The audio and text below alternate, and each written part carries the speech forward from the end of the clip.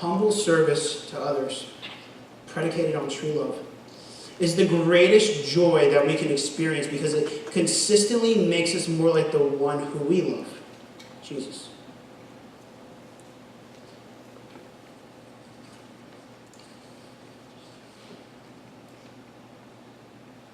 So how do we serve one another? Well, think about it. When you go up to somebody and you've heard about this a situation maybe that they've gone through, maybe they're associated with, when you go up and talk to them about it, do you actually care? Or are you just trying to get the latest scoop so you can make fun of it with the fellows there?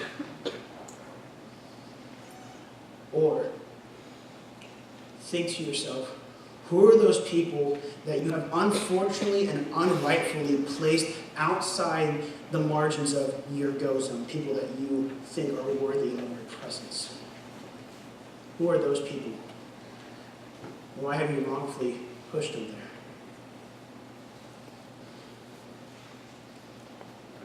Greg Boyle, in his lecture at UD, expressed this. Placing people outside of the margins, right? The margins of who we deem as worthy to be in our community or not.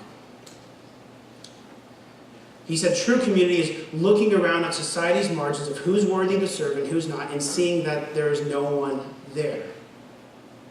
As long as people remain outside of the margins, we must stand firmly at the edge of society's margins.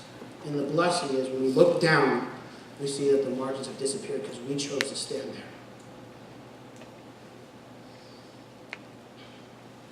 See, that's how we experience healthy relationship with each other and with God. By loving Him and obeying His commandments.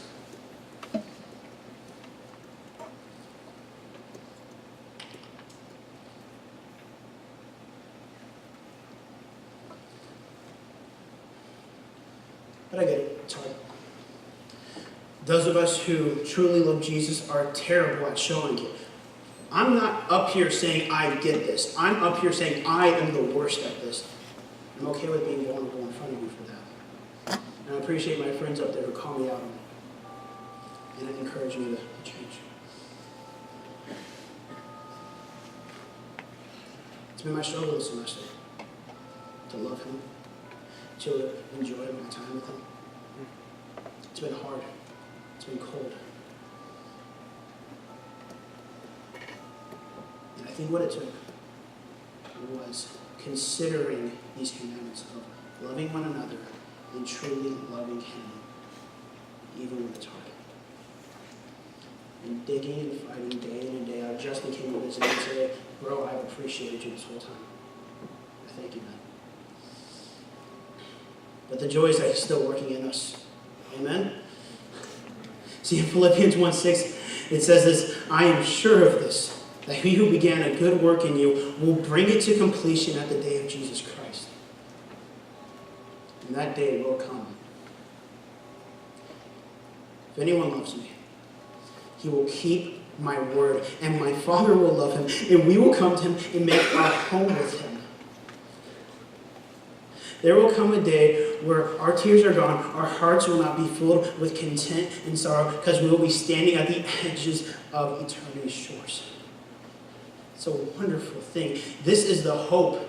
When you're fighting day in and day out, when you are trying your hardest, this is the hope that we can cling to. He's coming back.